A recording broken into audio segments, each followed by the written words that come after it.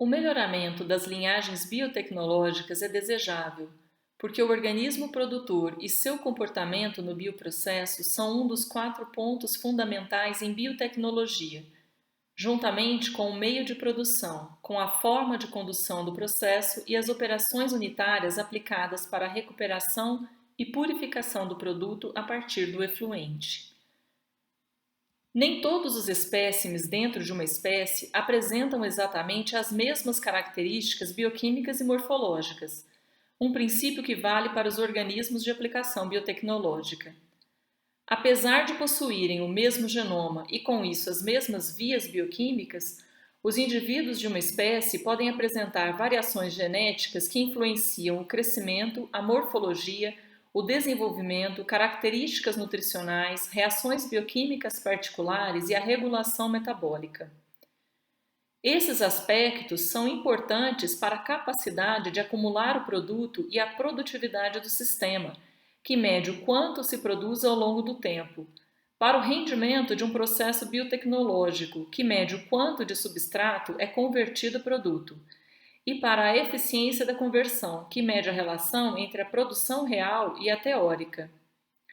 Por isso, a variação existente entre indivíduos de uma mesma espécie permite a seleção de organismos mais adequados ao processo biotecnológico. A variação genética entre os indivíduos decorre de muitos fatores, tanto endógenos quanto ambientais, que provém de fatores externos às células e que têm potencial para causar lesões no DNA.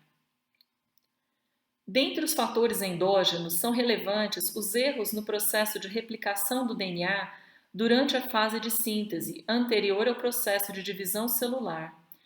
Os erros na recombinação dos cromossomos, na sua segregação para transmissão às células filhas, a inserção de elementos como os transposons de DNA e os retrotransposons, e danos resultantes de espécies químicas reativas provenientes do estresse oxidativo no metabolismo celular, além de lesões espontâneas. Os agentes externos que causam lesões no DNA podem ser classificados em biológicos, físicos ou químicos. Os vírus com seu ciclo lisogênico e os retrovírus que se inserem no genoma do hospedeiro podem romper genes ou podem manter-se durante os ciclos de replicação genômica.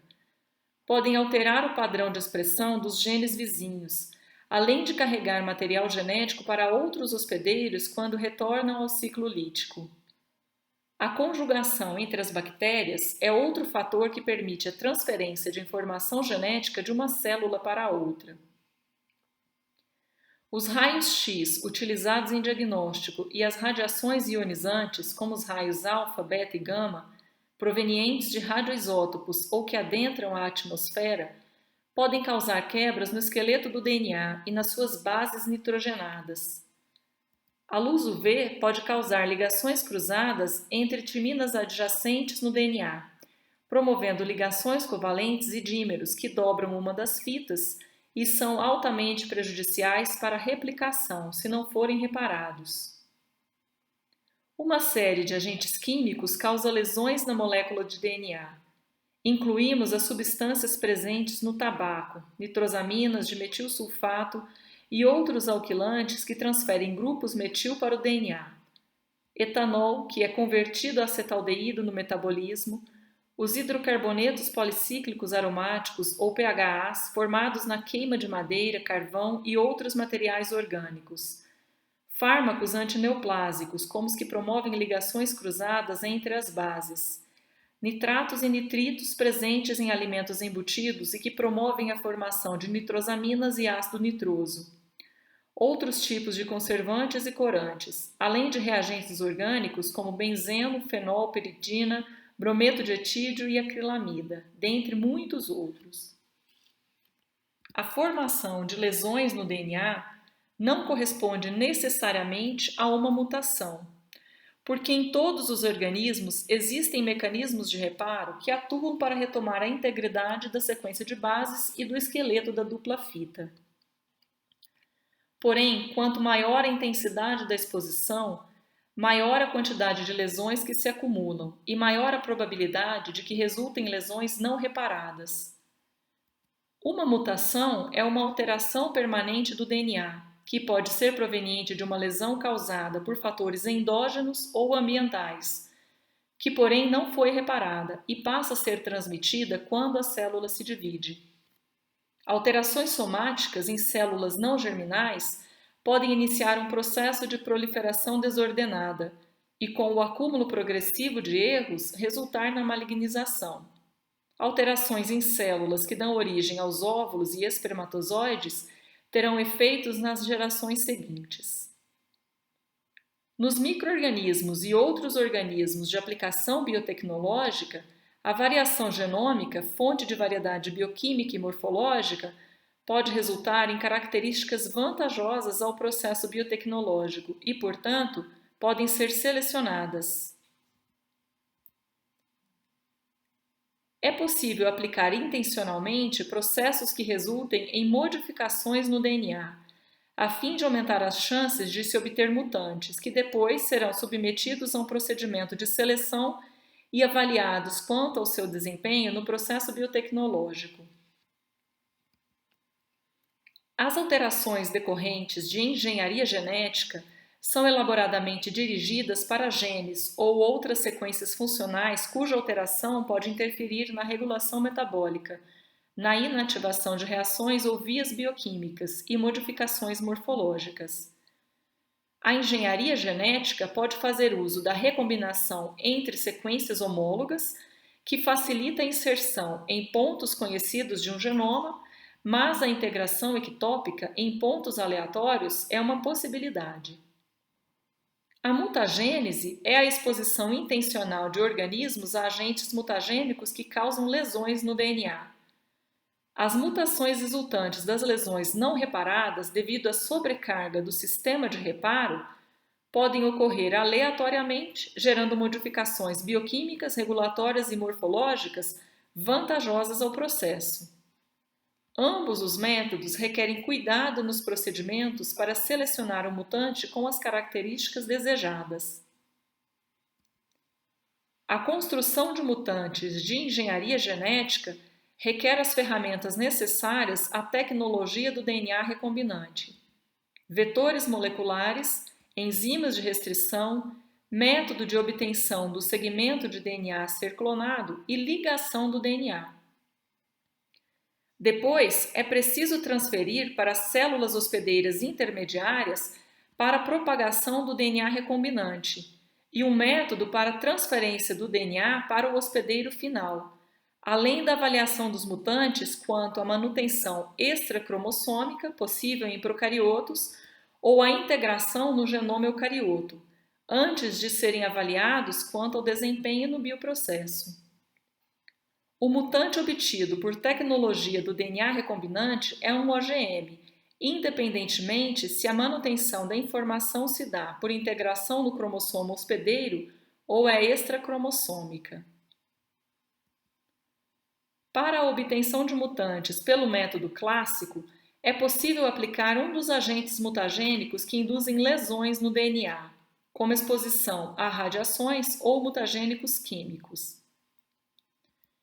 Na cultura exposta ao mutagênico, os indivíduos apresentarão lesões aleatoriamente distribuídas em seu genoma, muitas das quais resultarão em mutações.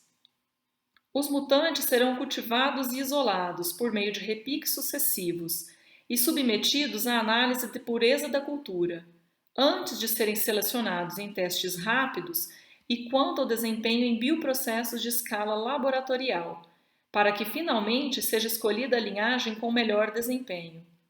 O mutante selecionado poderá ser analisado para a caracterização mais completa quanto aos tipos de mutação que carrega. As variações genômicas podem ser numéricas ou estruturais. Variações do número de cromossomos decorrem de falhas nos processos de segregação na meiose 1 ou 2 e ainda na mitose. Um organismo diploide possui 2 cópias de cada cromossomo e no processo de gametogênese, 2 divisões meióticas reduzem esse número pela metade, formando as células reprodutivas haploides. Erros de segregação podem resultar na formação de gametas contendo uma cópia a mais dos cromossomos ou sem uma das cópias cromossômicas. No processo de fecundação, o uso desses gametas pode resultar em nulissomia ou trissomia. As alterações que afetam um cromossomo em número são denominadas aneuploidias e incluem nulissomia, trissomia e também dissomia em organismos haploides que contêm duas cópias de um mesmo cromossomo. Alterações numéricas que afetam todo um conjunto de cromossomos são denominadas euploidias. Os cromossomos também podem sofrer variações estruturais de grande escala, decorrentes de erros de recombinação entre cromátides irmãs. A recombinação é um processo normal que gera variação dos alelos nos cromossomos resultantes, mas a recombinação desigual resulta em cromossomos com deleção ou duplicação de grandes segmentos.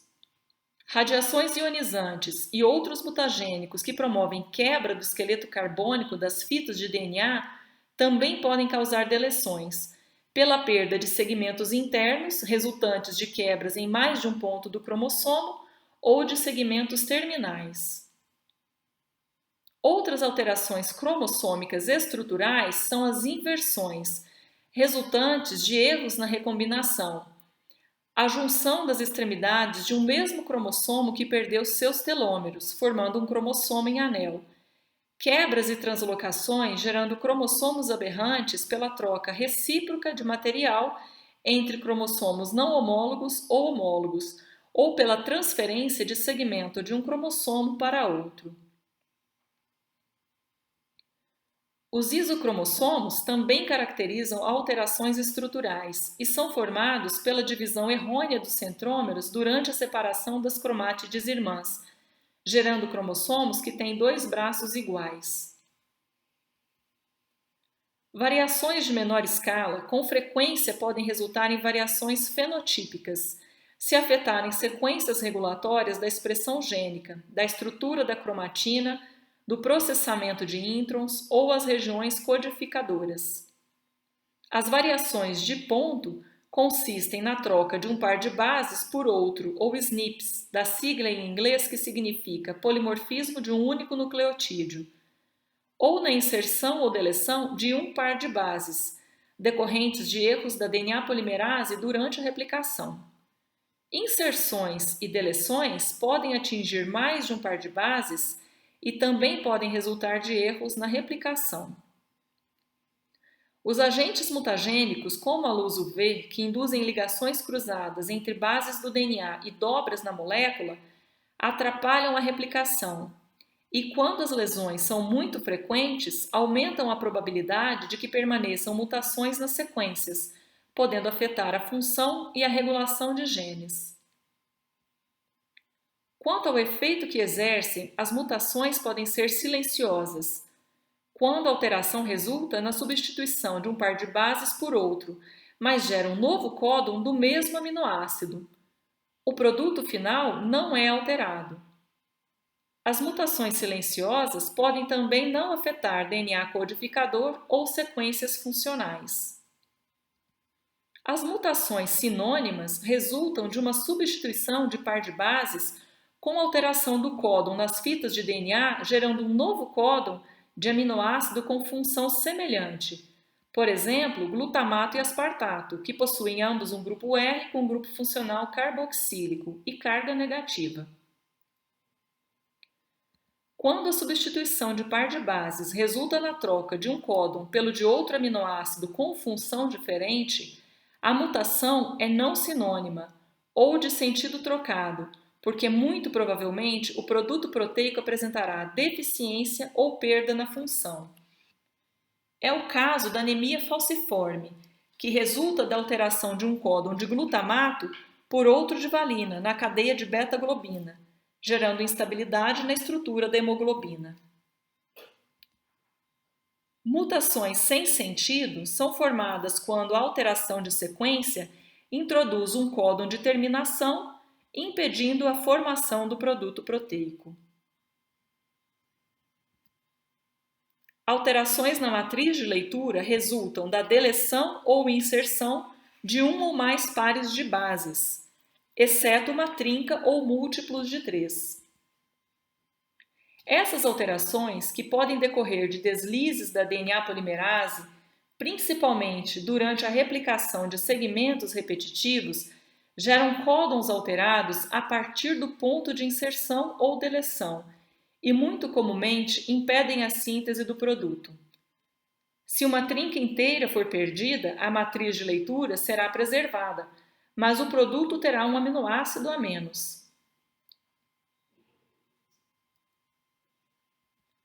Os mutantes obtidos por via clássica ou engenharia genética podem apresentar uma série de características em relação à sua linhagem parental selvagem. Podem perder alguma função gênica codificadora da enzima que atua na biossíntese, tornando-se incapaz de produzir um determinado metabólito, como aminoácido ou vitamina, que precisará ser adicionado ao meio de cultivo para garantir o crescimento. Podem perder a função de genes que codificam enzimas ativas sobre determinados substratos, tornando-se incapazes de utilizar algumas fontes de carbono ou nitrogênio. Outras mutações podem resultar na resistência a antimicrobianos, como alterações que levem à modificação no alvo biológico do inibidor. Prejuízos em processos metabólicos relacionados ao mecanismo de ação de um agente inibidor podem resultar em mutantes com sensibilidade aumentada, se comparados ao micro-organismo parental. A modificação de genes cujos produtos atuam na síntese de pigmentos ou na formação da parede celular, por exemplo, resultam em fenótipo com morfologia alterada. E ainda é possível silenciar genes importantes para a síntese de toxinas ou para evitar a formação de produtos secundários ou incompatíveis com o produto principal, além de melhorar a eficiência no processo de secreção. Em todo caso, para selecionar a linhagem com características melhoradas, será preciso avaliar seu desempenho por meio de testes de seleção e em bioprocessos. O procedimento de seleção pode ser aleatório, quando todos os mutantes obtidos são avaliados quanto ao acúmulo do produto, rendimento, eficiência da conversão, sem aplicação de algum teste prévio que permita eliminar alguns a partir de um fenótipo associado à característica de interesse. Ou pode ser racional, quando um princípio bioquímico é aplicado na elaboração de testes de triagem que permitem direcionar a seleção de alguns poucos e a eliminação de muitos mutantes com base em características observáveis relacionadas ao fenótipo de interesse. Para analisar a aplicação desses princípios, veja se você consegue responder as perguntas sobre cada abordagem de melhoramento exemplificadas a seguir. No melhoramento de Candida tropicalis para biorremediação de efluentes contaminados com fenol, a cultura foi irradiada com laser e, após o isolamento, cada mutante foi analisado em meio líquido quanto à degradação de fenol. Os mutantes com aumento da degradação de fenol foram depois analisados para verificar as modificações genéticas que continham. Esses mutantes são classificados como organismos geneticamente modificados? Para responder, avalie qual a abordagem para sua construção. Engenharia genética ou mutagênese clássica? E houve aplicação de algum princípio bioquímico para a triagem? Um melhoramento de Aspergillus oryzae foi conduzido para remover genes que codificam enzimas da via de síntese de aflatoxinas e outras micotoxinas, importantes carcinógenos que não devem estar presentes em alimentos, como no shoyu produzido a partir de molho de soja. No protocolo, foi construído um vetor recombinante contendo segmentos de genes que flanqueiam a região a ser deletada e um gene marcador, a fim de conferir um fenótipo correlacionado à integração ou ausência do vetor no genoma do hospedeiro. Após a integração do vetor por recombinação homóloga e novo ciclo de recombinação, foi realizada a deleção de um grupo de genes cujos produtos atuavam na síntese das micotoxinas. Os mutantes resultantes são geneticamente modificados? Foram obtidos por engenharia genética? Houve um raciocínio para dirigir o procedimento de seleção? Ou todos os mutantes foram analisados quanto à produção de toxinas? Outro melhoramento para a produção de riboflavina partiu do princípio que a isocitrato liase, enzima do ciclo do glioxilato, é necessária para a assimilação de substratos como óleo de soja, que oxidados geram grupos acetil. Essa enzima é importante para a produção de riboflavina se óleo de soja for utilizado no meio de produção. Considerando a variação natural existente em uma população, a qual é decorrente de mutações espontâneas e outras provenientes de danos ambientais, as culturas foram incubadas em alta concentração de oxalato, um inibidor da isocitrato liase. Os indivíduos que cresceram foram considerados resistentes e foram analisados quanto à produção de riboflavina em meio líquido. Dentre todos, uma linhagem apresentou produção 5 vezes maior do que o micro-organismo parental e foi selecionada. Essa abordagem resulta na obtenção de que tipos de mutantes? Clássicos, geneticamente modificados ou espontâneos? E para selecionar, foi aplicado algum princípio para dirigir a triagem prévia ou todos os mutantes foram avaliados? Tendo em mente os procedimentos que são necessários para a construção, seleção e aplicação de um mutante com características melhoradas, é possível fazer alguma reflexão sobre sua importância estratégica em biotecnologia e do profissional capaz de utilizar tais tecnologias.